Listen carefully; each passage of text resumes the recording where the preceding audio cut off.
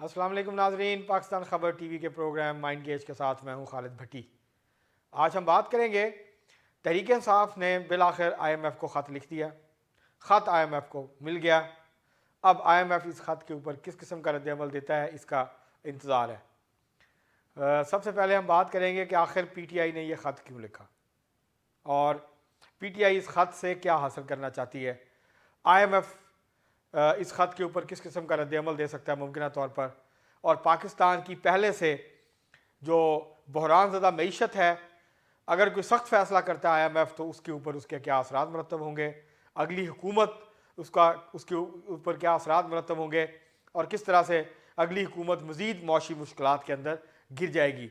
तो सबसे पहले हम बात शुरू करते हैं कि तहरीक इंसाफ ने यह ख़त क्यों लिखा। ये ख़त जो है, इसकी बात हुई थी जब तहरीक इंसाफ की क़यादत जेल में बानी चेयरमैन से मिली थी, इमरान खान साहब से, और उसके बाद बैरिस्टर गौहर ने ऐलान किया था कि हम आईएमएफ को ख़त लिख रहे हैं। उसके ऊपर शदीद रद्द-ए-अमल आया, जिसके बाद पीटीआई थोड़ी सी बैकफुट पे गई। लेकिन अब ये ख़त मंजर-ए-आम पे आ गया है, उसके मंदरजात भी मंजर-ए-आम पे आ गए हैं। ये ख़त रऊफ़ हसन जो सेक्रेटरी इत्तलात हैं तहरीक इंसाफ के, उनकी तरफ से लिखा गया है और आईएमएफ से ये कहा गया है कि ये हुकूमत एक मुतनाज़ हुकूमत है, ये हुकूमत मैंडेट चोरी करके आई है, ये हुकूमत फ्रॉड इलेक्शंस के नतीजे में बरसर इक़्तिदार आई है, लिहाजा इसको कर्जा ना दिया जाए, क्योंकि अगर इस हुकूमत को कर्जा दिया जाएगा तो फिर वापसी की कोई गारंटी नहीं है कि वो कर्जा वापस कौन करेगा। एक तो पीटीआई ने उसके अंदर ये नुक्ता उठाया है। दूसरा, उन्होंने ये नुक्ता उठाया है कि आईएमएफ जो है वो कम अज़ कम जो 25% हल्के हैं उनको खोलने की बात करे, और जो आईएमएफ है वो अपने लोन को, जो नया लोन पाकिस्तानी हुकूमत लेना चाह रही है 6 से 7 अरब डॉलर का, उसको लिंक करे इलेक्शन फ्रॉड की इन्वेस्टिगेशन से। तीसरी जो बात की गई है वो की गई है कि ये एक करप्ट हुकूमत है, ये चोर हैं, ये पैसा महफूज नहीं होगा और ये उसका मिसयूज़ करेंगे।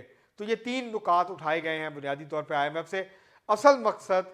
असल जो इस खत का मकसद है वो ये है कि जो फौरी तौर पर जब नई हुकूमत आएगी वज़ीर-ए-आज़म शहबाज शरीफ साहब की, जब वो 4 तारीख को असम्बली से मुंतखब होंगे, फिर वो हलफ उठाएंगे, तो उसके फ़ौरन बाद हुकूमत ने आईएमएफ के साथ मुज़ाकरात करने हैं अगले बेल आउट पैकेज के लिए, जो कि 6 से 7 अरब डॉलर के दरमियान का हो सकता है। वैसे तो 6 अरब की बात हो रही है, लेकिन हुकूमत पाकिस्तान के कुछ हल्के कह रहे हैं कि ये 7 अरब डॉलर तक जा सकता है, और ये तकरीबन 3 साल का प्रोग्राम होगा और इसमें बड़ी सख्त शराइत लागू होंगी आईएमएफ की तरफ से। आईएमएफ बड़ी सख्त शराइत जो है वो आयद करेगा इस पैकेज को लेके। तो अब पीटीआई ये चाहती है कि ये जो नई डील है, ये जो नया बेल आउट पैकेज है, ये साइन ना हो सके नई हुकूमत और आईएमएफ के दरमियान, और अगर ये साइन नहीं होगा तो फिर नई हुकूमत जो है वो एक बड़े मौशी बहरान में गिर जाएगी और उसके नतीजे में पाकिस्तान के लिए डिफ़ॉल्ट का ख़तरा बढ़ जाएगा, पाकिस्तान के दिवालिया होने का ख़तरा जो है वो फिर से बढ़ जाएगा अगर ये डील नहीं होती।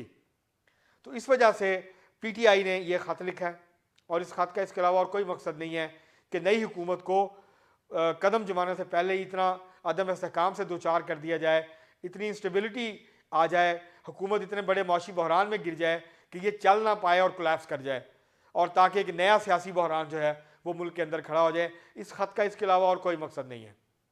अब आईएमएफ क्या करेगा इसके ऊपर? आईएमएफ 2 रिएक्शन दे सकता है।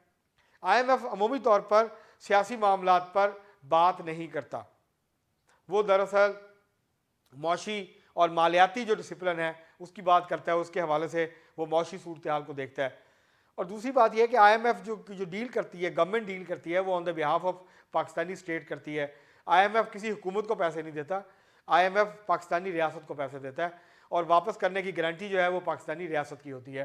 तो इसलिए किसी सियासी जमात या सियासी हुकूमत को पैसे नहीं मिलते।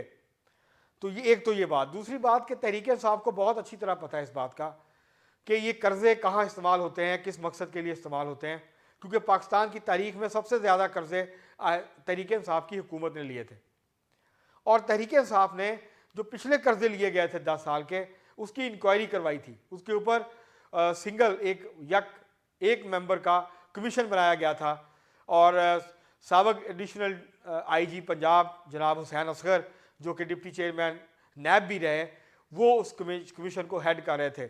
वो रिपोर्ट उन्होंने जमा करवा दी थी इमरान खान साहब जब वज़ीर आज़म थे उस वक्त, लेकिन वो रिपोर्ट आज तक मंजर आम पर नहीं आई, क्योंकि उसके अंदर कोई चीज़ साबित नहीं हुई थी कि ये कर्ज मिस यूज़ किया गया है, इस काम के लिए लेके इस काम पे खर्च कर दिया गया है या हड़प कर लिया गया है, जैसा कि अमूमी तौर पर तहरीक इंसाफ का ये मौक़िफ़ रहा है। तो वो रिपोर्ट आज तक मंजर आम पे नहीं आई। वो रिपोर्ट उन्होंने तैयार करके दे दी थी, मेरी ऑफ द रिकॉर्ड उनसे इस मामले पर बात हुई थी। मैं जानता हूँ कि उनकी रिपोर्ट में क्या था, लेकिन क्योंकि वो ऑफ द रिकॉर्ड है, जब कभी उन्होंने इजाज़त दी तो फिर ऑन रिकॉर्ड बात करेंगे कि उस रिपोर्ट में क्या था। लेकिन उस रिपोर्ट में एक बात बिल्कुल क्लियर थी कि जो कर्जे जिस मकसद के लिए लिया गया था, क्योंकि IMF जब कर्जे देता है या वर्ल्ड बैंक कर्जे देता है तो वो उसकी मॉनिटरिंग भी करता है, वो उसका रिव्यू भी करता है, हर 3 महीने बाद एक किस्त देता है, तो पूछता है कि ये पैसे हमने आपको दिए थे, आपने ये इकदाम करने थे, आपने ये पैसे खर्च किए, आपने ये इकदाम किए नहीं किए, बिजली की कीमत बढ़ाई नहीं बढ़ाई, गैस की कीमत बढ़ाई नहीं बढ़ाई, आपने टैक्स कलेक्शन को बढ़ाया नहीं बढ़ाया। तो ये सारी चीज़ें IMF पूछता है और वो नज़र रखता है कि जो कर्जा वो दे रहा है वो मिस यूज़ ना हो।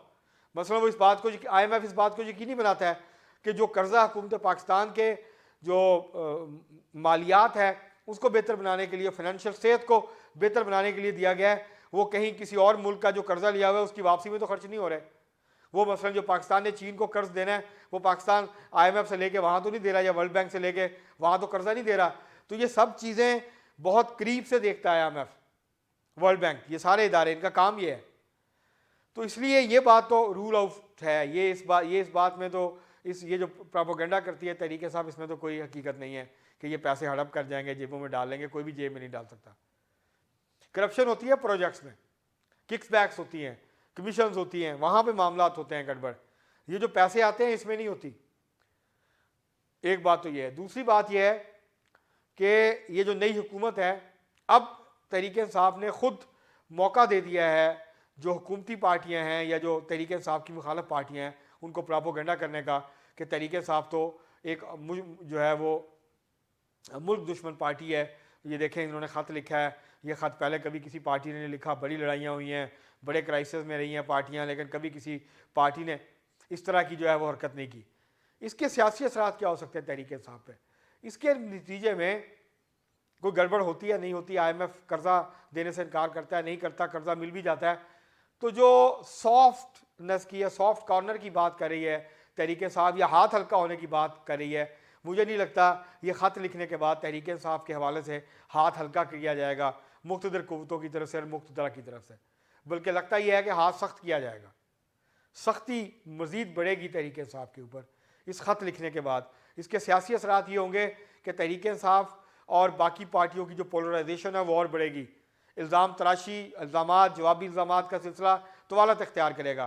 तहरीक इंसाफ इल्ज़ाम लगाएगी इलेक्शन में धांधली हुई है, दूसरी तरफ से इस ख़त के जो हवाले हैं वो दिए जाएंगे। असम्बली के अंदर आराम से बैठ के आज जो पहला कौमी असम्बली का इजलास था जिसमें हलफ उठाया गया, उसके बाद जिस तरह की हूटिंग हुई है, जिस तरह के नारे लगे हैं, तो उससे बड़ा वाज़ेह है कि आने वाले दिनों में असम्बली के अंदर का माहौल कैसा होगा, असम्बली के बाहर का माहौल कैसा होगा। तो तहरीक इंसाफ के ऊपर बुरे सियासी असरात मुरतब हो सकते हैं इस ख़त के, लेकिन बहरहाल तहरीक इंसाफ ने ख़त लिख दिया है। अब फैसला IMF के हाथ में है कि वो पाकिस्तान को नया कर्जा देते हैं IMF के नहीं देता। अगर नहीं देता तो यकीनन नई हुकूमत के लिए बहुत बड़ी मुश्किलात पैदा हो जाएंगी। हुकूमत जो है वो बहुत बड़े भंवर में फंस जाएगी, बहुत बड़े बहरान में फंस जाएगी। मौशी बहरान शिद्दत अख्तियार करेगा तो सियासी बहरान भी शिद्दत अख्तियार करेगा और उसके नतीजे में यह हुकूमत जा भी सकती है। तो इसलिए तहरीक इंसाफ वो हर मुमकिन हरबा इस्तेमाल करेगी, वो हर एक कदम उठाएगी जिसके नतीजे में यह हुकूमत कमज़ोर होगी, यह हुकूमत आवाम की नज़रों में और ज़्यादा बुरी होगी, और ज़्यादा इसको आवाम की तरफ से बुरा भला कहा जाएगा, आवाम की मुश्किलात में और इजाफा होगा, तो ज़ाहिर है उसका इल्ज़ाम हुकूमत पे आएगा। तो ये इस ख़त के मुमकिन सियासी असरात हो सकते हैं, लेकिन तहरीक इंसाफ के लिए मैं इसके लिए बुरे सियासी असरात जो है वो मुरतब हुए देख रहा हूँ। अब तक के लिए इतना ही, बहुत शुक्रिया।